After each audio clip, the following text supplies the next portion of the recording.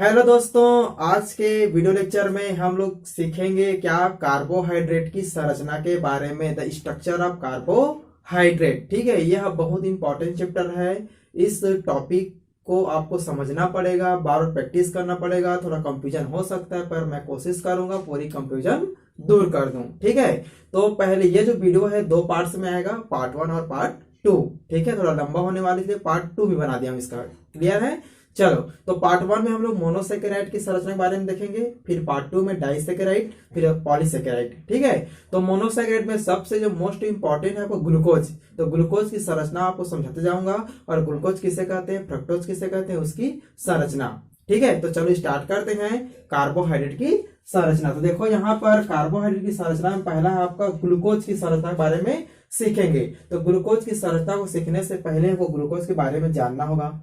तो ग्लूकोज क्या होता है? 6 कार्बन परमाणु वाला एक यौगिक है, समझो। ठीक है, ग्लूकोज एक रासायनिक पदार्थ होता है जो 6 कार्बन परमाणु द्वारा होता है। 6 कार्बन परमाणु से मिलकर बने होते हैं। इतना क्लियर है? स्वाद में मीठा होता है, ये भी आपको समझ में आ चुका है। ठीक है, देखो इसमें मैं लिखा हूं सब चीज, आप लोग यहां से भी सीख सकते हैं। देखो यहाँ पे पॉइंट टू पॉइंट लिख दिया हूं।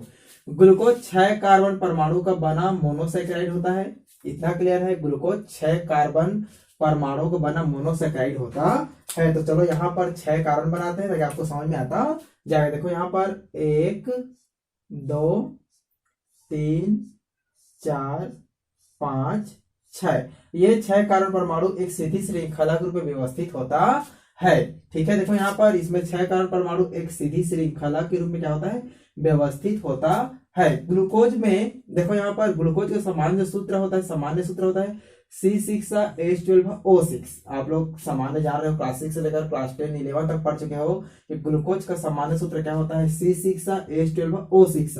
तो C6 मतलब यहाँ पर 6 कार्बन, तो 1 2 3 4 5 6, ये 6 कार्बन जो है एक सीधी श्रृंखला में व्यवस्थित होता है। और ग्लूकोज में CHO समूह पाया जाता है। यहाँ पर आपको एक चीज और याद रखना है, ग्लूकोज में CHO समूह अर्थात एल्डिहाइड समूह उपस्थित होता है। क्या होता है? एल्डिहाइड समूह उपस्थित होता है। यहाँ पर देते हैं CHO, हमने एल्डिहाइड समूह लगा दिया।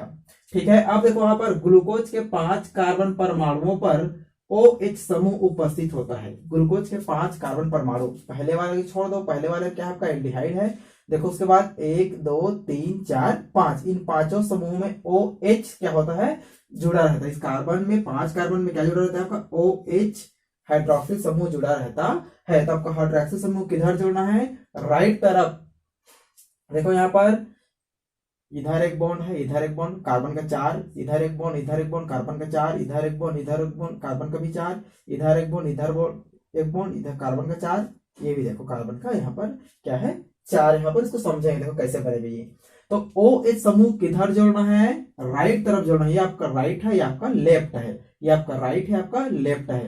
तो राइट तरफ क्या जोड़ना है, आपका OH जोड़ना है। लेकिन यहाँ पर याद रखना है तीसरे कार्बन को छोड़कर, तीसरे कार्बन को छोड़कर। यदि हम यहाँ पर नंबरिंग करेंगे तो तीसरा कार्बन कौन सा है, देखो यहाँ पर ये आपका पहला हो गया, ये आपका दूसरा हो गया, ये आपका तीसरा हो गया, ये आपका चौथा हो गया, ये आपका 5वां हो गया, आपका ये 6वां हो गया। ठीक है, ग्लूकोज को मैं समझा भी रहा हूँ और स्ट्रक्चर बना के बता रहा हूँ इसकी संरचना को। ठीक है, दोनों एक साथ हो रहा है, समझो। तो यहाँ पर ग्लूकोज 6 कार्बन परमाणु वाले होते हैं, सीधी श्रृंखला में होता है। एक कार्बन परमाणु में एल्डिहाइड समूह जुड़ा रहता है, बाकी 5 में आपको OH समूह जुड़ा रहता है। किधर जोड़ेंगे, राइट तरफ जोड़ेंगे, तीसरे कार्बन परमाणु को छोड़कर, इस तीसरे वाले को छोड़कर। तो जोड़ो, यहाँ पर तीसरे कार्बन परमाणु को छोड़ना है,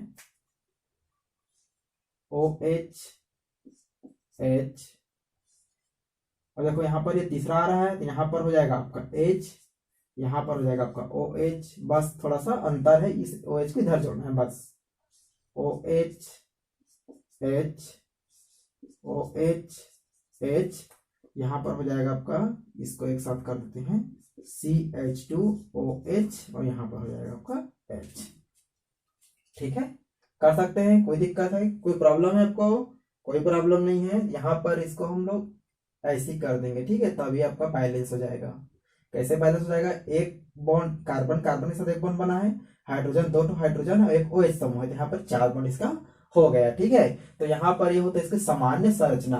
क्या है आपका सामान्य संरचना? देखो यहाँ पर इसका जो सामान्य सूत्र है, हमने क्या लिखा था, C6 H12O6, C6H12O6। चलो देखो यहाँ पर 6 कार्बन गिनो, 1 2 3 4 5 6, 6 कार्बन हो गया, क्लियर।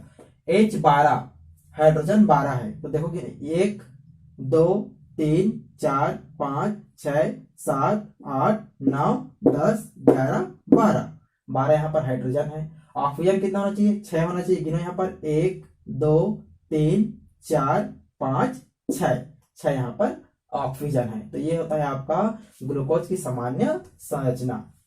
इतना क्लियर है? चलो ग्लूकोज का सामान्य संरचना आपको समझ में आ चुका है।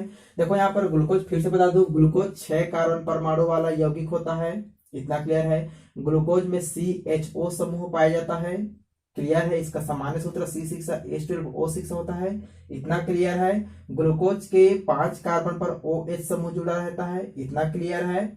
स्वाद में मीठा होता है। इतना क्लियर है? इसमें 6 जो कार्बन परमाणु होते हैं एक सीधी श्रृंखला के रूप में व्यवस्थित होता है। इतना क्लियर है? इतना सारा पॉइंट आपको याद रखना है। ग्लूकोज का सामान्य सूत्र होता है C6H12O6।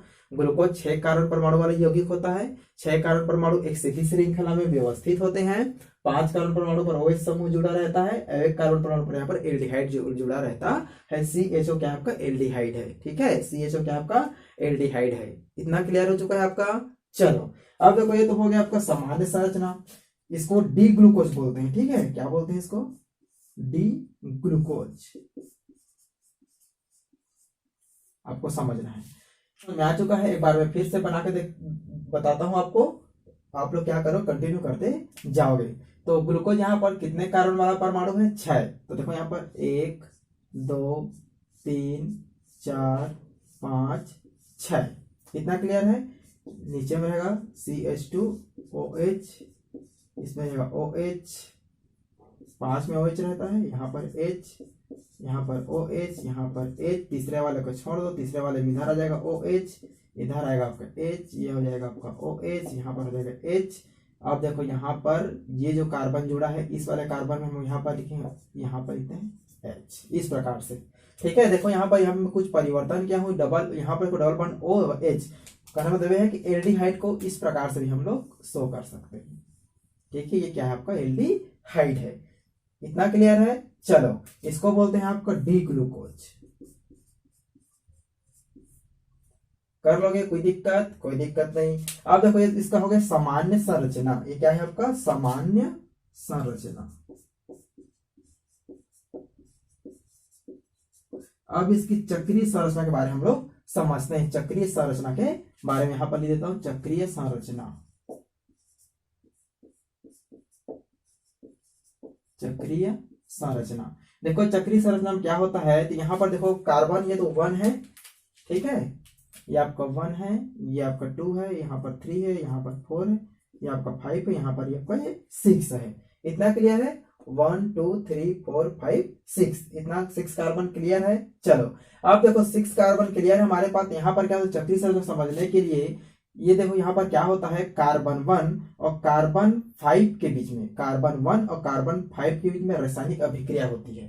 ठीक है, कार्बन 1 और कार्बन 5 के बीच में रासायनिक अभिक्रिया होती है। इस अभिक्रिया को समझने के लिए यहाँ पर एक समीकरण बताता हूँ, उस समीकरण में आपको समझना है। देखो यहाँ पर क्या होता है, R क्या है आपका?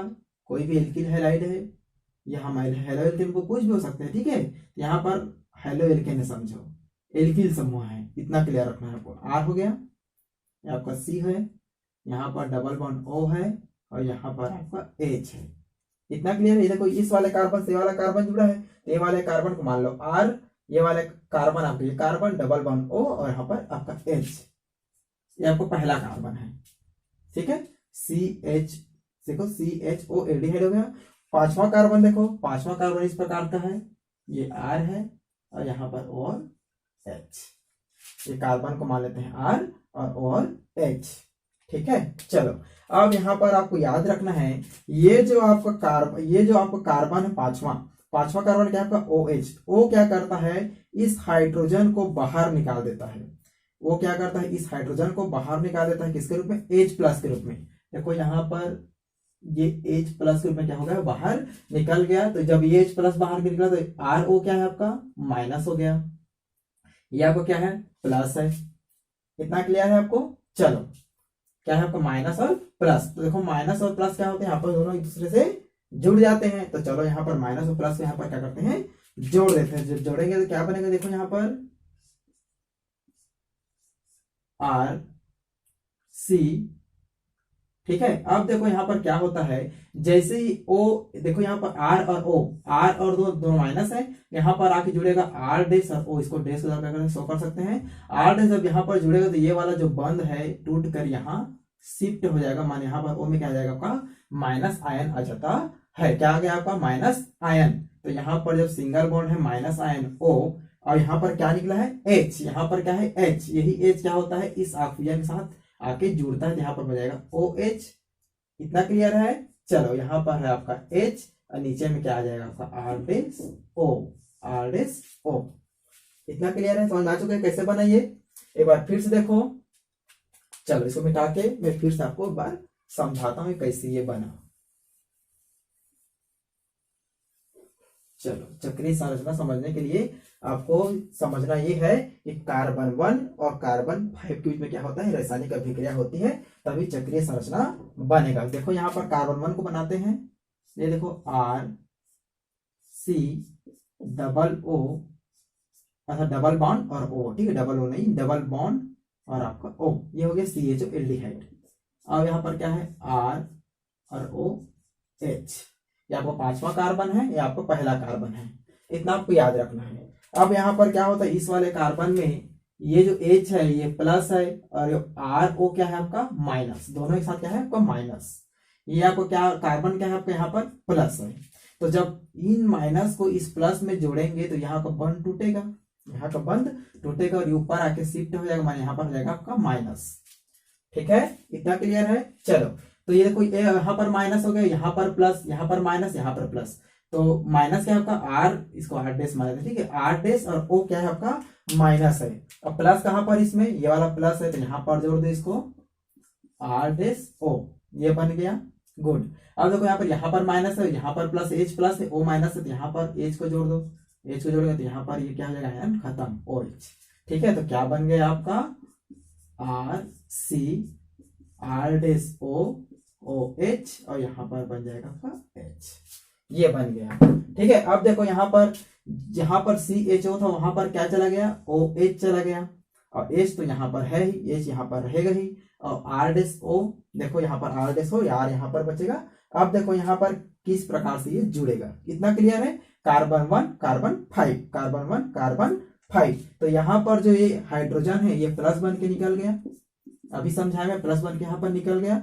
चलो इसको तो अभी दिमाग में रखे रहना है, ठीक है। अब देखो यहाँ पर क्या होता है, ये जो ऑक्सीजन है इस प्रकार से बंध बनाएगा, ये वाला, इसको हम इसको जोड़ देते हैं। देखो यहाँ पर ये वाला हो गया। अब यहाँ पर क्या हो जाएगा, बॉन्ड शिफ्ट हो जाएगा, तो यहाँ पर आ जाएगा आपका ओ एच, क्या आ जाएगा आपका ओ एच। क्लियर है। देखो 4 बॉन्ड गिनो कार्बन का, 1 2 3 4, इसका गिनो 1 2 3 4। क्लियर है।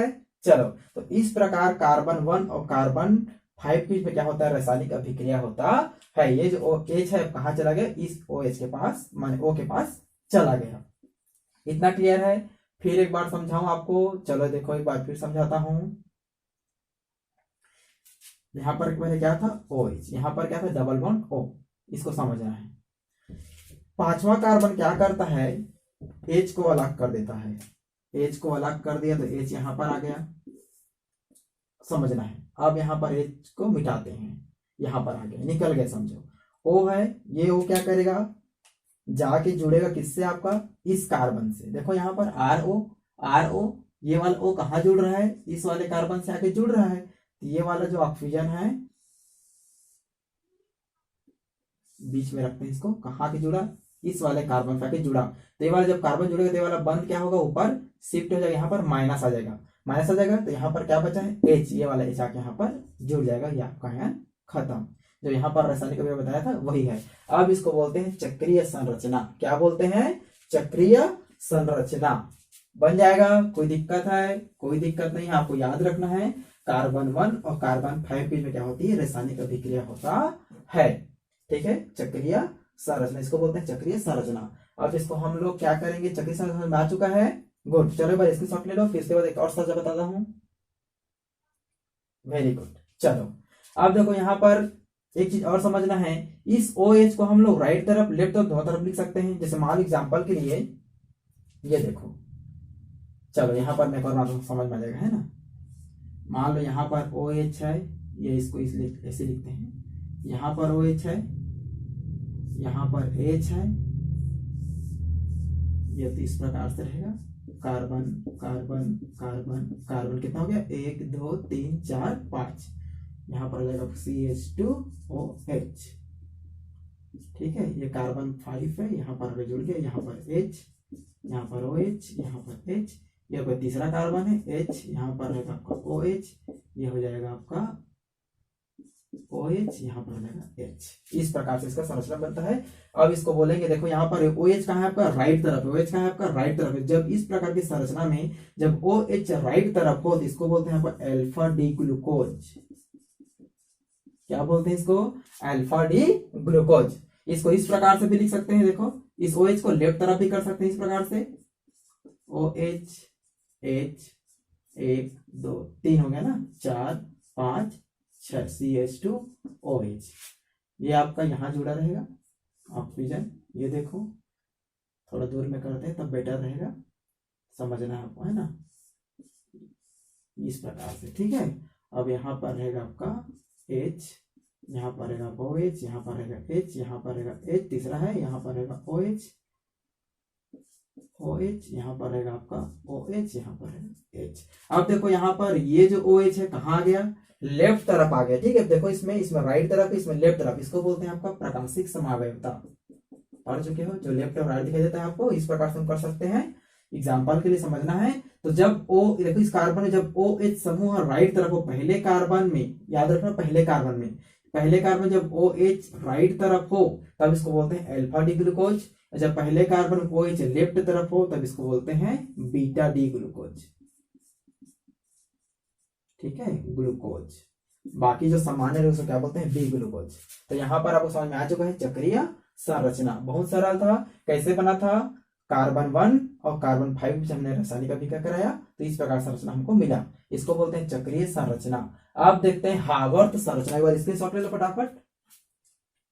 चलो अब तीसरा देखते हैं हावर्त संरचना, यहां पर बना के बताता हूं। ठीक है,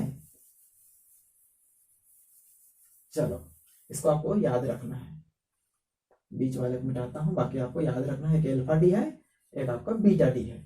जब लेफ्ट रहेगा तो क्या बनेगा आपका बीटा डी, जब राइट रहेगा तो क्या बनेगा अल्फा डी। इसको एक दूसरे का एनोमर बोलते हैं। क्या बोलते हैं, एक दूसरे का एनोमर, याद रखना। ठीक है, एक दूसरे का एनोमर बोलते हैं। अब देखो यहाँ पर हावर्त संरचना, तीसरा संरचना क्या है आपका हमारे पास, हावर्त संरचना।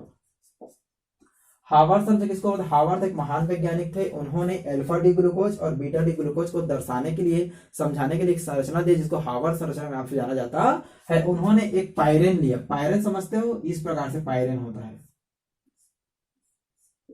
इसको बोलते हैं पायरेन।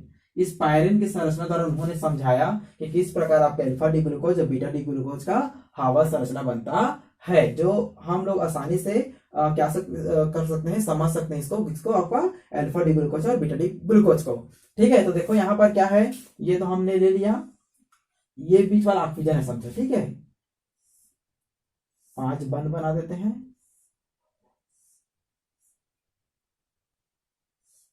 इस प्रकार से देखो यहाँ पर 1 carbon 2 carbon 3 carbon 4 carbon 5 carbon, यहाँ पर समझना है आपको। ठीक है, इसको पायरेन बोलते हैं, 5 बंद वाला पायरेन, 5 कार्बन वाला पायरेन। अब देखो यहाँ पर कैसे जोड़ना है, जो आपका राइट तरफ है इसमें नीचे आएगा और जो आपका लेफ्ट तरफ है वो आपका ऊपर आएगा। इसको समझना है आपको, नोट्स कर लो, मैं जो बोल रहा हूँ उसमें।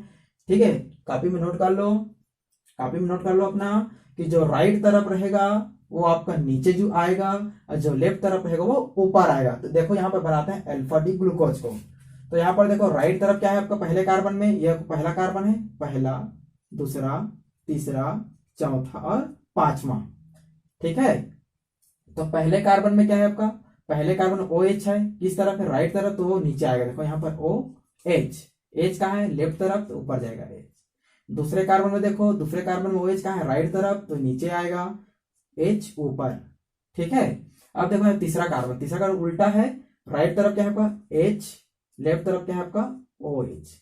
ठीक है, चौथा में देखो यहाँ पर ओ एच राइट तरफ है, नीचे आएगा, ये आपको ऊपर एच। अब देखो पांचवा कार्बन, पांचवा कार्बन में जो एच है ये नीचे आएगा, और कार्बन क्या है, ये रिंग से बाहर है। देखो यहाँ पर रिंग बना हुआ है ना, ये रिंग बना हुआ है, तो देखो यहाँ पर रिंग तो भर गया, और रिंग से क्या है आपका ये बाहर है, तो बाहर इसलिए ऊपर रहेगा ये CH2OH। ये बन गया आपका अल्फा डी ग्लूको, ग्लूकोज का ग्लूको पाइरेनोज। क्या बन गया आपका अल्फा डी ग्लूको पाइरेनोज। पाइरेनोज, पाइरेन कहां से आया आपका, पायरेन कहां से है, पायरेन संरचना, हार्वर्ड संरचना से पायरेन लिया गया, उसके सम्मान में लिया गया है पायरेन। ठीक है, पायरेनोज ग्लूकोज का ओज आ गया, और यहाँ पर अल्फा डी ग्लूको पायरेनोज। कर लोगे, कोई दिक्कत है, कोई दिक्कत नहीं है। अब मान लो बनाना है बीटा डी ग्लूकोज का हार्वर्ड संरचना, तो कैसे बनेगा, बस यहाँ पर एक चीज आपको परिवर्तन करना पड़ेगा। पहले कारण देखो यहाँ पर राइट में क्या है एच, तो क्या करेंगे, नीचे हमको एच लगाना है, लेफ्ट में क्या है आपका, लेफ्ट में क्या है आपका ओ एच, तो ये आपको ये हो जाएगा ओ एच। तो अब इसका नाम क्या हो जाएगा आपका बीटा डी ग्लूको पायरेनोज। इसका नाम हो जाएगा आपका बीटा डी ग्लूको पायरेनोज। तो ये होता है आपका हार्वर्ड संरचना। ग्लूकोज का आपने 3 संरचना पढ़ चुके हैं आप लोग ने। गुड। पहला क्या था, चक्रीय संरचना, दूसरा पहला क्या था आपका सामान्य संरचना, दूसरा आपका चक्रीय संरचना, और तीसरा आपका हार्वर्ड संरचना। ठीक है, सामान्य स्ट्रक्चर, उसके बाद आपका रिंग वाला स्ट्रक्चर आपने देखा, तो उसके बाद आपका हार्वर्ड स्ट्रक्चर। तो ये इस प्रकार से होता है। ठीक है, उसी प्रकार यहाँ पर फ्रक्टोज। अब देखो फ्रक्टोज में क्या है, फ्रक्टोज बस इतना समझना है, सेम जैसे ग्लूकोज का सामान्य सूत्र C6H12O6 है, उसी प्रकार फ्रक्टोज का भी सूत्र क्या होता है, C6H12O6 होता है। इसमें भी 6 कार्बन परमाणु एक श्रृंखला में होता है फ्रक्टोज में। बस यहाँ पर एक अंतर है कि ग्लूकोज में एल्डिहाइड समूह होता है, तो फ्रक्टोज में कीटोन समूह होता है, और अंतर नहीं है इसमें। ठीक है, ग्लूकोज में एल्डिहाइड समूह होता है, तो फ्रक्टोज में कीटोन समूह होता है, बाकी सब सेम होते हैं। यह भी मीठा है, यह भी मीठा है, इसमें भी 5 कार्बन OH समूह जुड़ा रहता है, इसमें 5 कार्बन OH समूह जुड़ा रहता है। बस यहाँ पर क्या है कि एक कार्बन पर कीटोन होता है, इसमें एक कार्बन पर एल्डिहाइड होता है, इतना अंतर है। ठीक है, तो चलो एक बार हम लोग फ्रक्टोज का सामान्य संरचना देख लेते हैं। बाकी आप तो चक्रीय संरचना और आपका क्या कर सकते हो, हार्वर्ड संरचना बना सकते हो। ठीक है, अगर समझ में नहीं आ रहा है तो बार बार वीडियो को रिवाइंड करना पड़ेगा, क्योंकि ये थोड़ा क्रिटिकल है। ठीक है, थोड़ा सा क्रिटिकल है, बस थोड़ा समझना है इसको, और ज्यादा कुछ नहीं। बार बार वीडियो को रोक लो, वहां देखो, स्क्रीनशॉट ले लो, नोट्स बनाओ, बार बार प्रैक्टिस करो कॉपी में, तभी समझ में आएगा। चलो फ्रक्टोज का सामान्य संरचना बारे हम लोग यहाँ पर देखते हैं। तो ये बहुत आसान है इसका संरचना। इसमें भी क्या होता है, 6 कार्बन होते हैं, और 6 कार्बन क्या होता है, श्रृंखला के रूप में होता है। चलो बना लो, 1 2 3 4 5 6। ये नीचे में रहेगा आपका CH2OH, ऊपर रहेगा आपका CH2OH।